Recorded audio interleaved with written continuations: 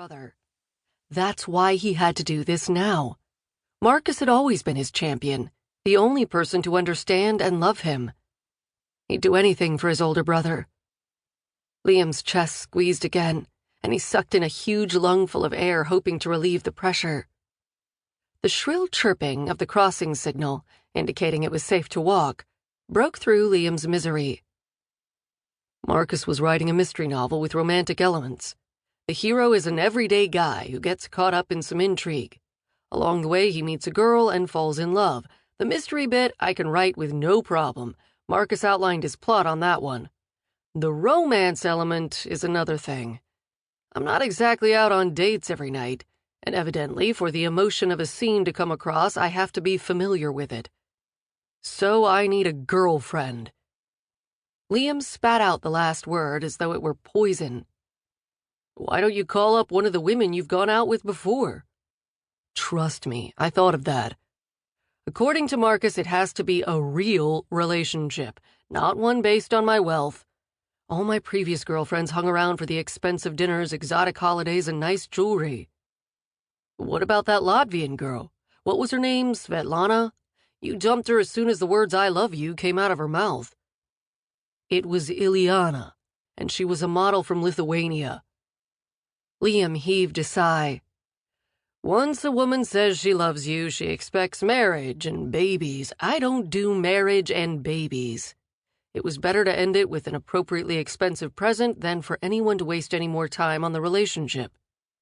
For the story, the hero is an everyday guy, so I have to pretend to be a regular guy and get a regular girlfriend. No flashy dates, no trips on the private jet to the Caribbean, regular guy stuff. None of the women I've dated before would go for that. And how do you expect to get a girlfriend who doesn't know who you are? One Google search and she'll spot you in 20 seconds. That's why I'm going to shave off my beard, get a makeover, and use my middle name. Even if she searches, she's unlikely to think William Manning, rich guy, is the same person as Liam Mackenzie, regular guy. I've set up a couple social media profiles as regular guy Liam, and some mysterious virus has temporarily eaten any photos of William Manning on the internet. There's a limited lifespan on the virus, so they'll restore in a couple weeks' time, save me having to go back in and fix them later. He pushed open the door to a small coffee shop. There were 10 people waiting in the order line. Signaling to the barista behind the espresso machine, Liam bypassed the long line and picked up the 2 coffees she placed on the counter. He smiled at the woman, whose cheeks turned pink, before leading David over to a small table in the corner. Hold on. Did you just say you were going to shave? Has anyone ever seen you without your beard and mustache? No, and that's exactly the point. No one will recognize me, and I can play the regular guy until I finish this stupid book and get back to my real life.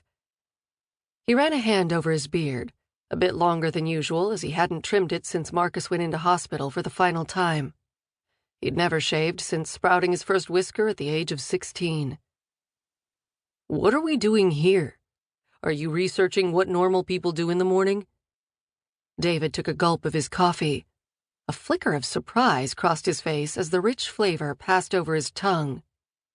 God, this is so much better than the crap I normally drink. That's because it's hot and freshly made. By the time you remember you ordered a coffee, it's cold with scum on the top. Not that I'm complaining, you're the best programmer I've got. I appreciate your single-minded dedication to your work. To answer your original question, I'm here to see a woman. What? You're gonna pluck a woman out of the lineup here?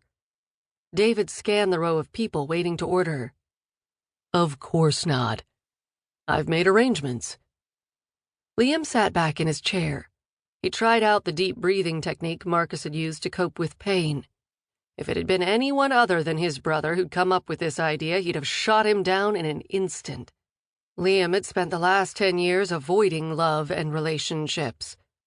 The 2 times he'd let himself feel something for a woman had ended in absolute betrayal.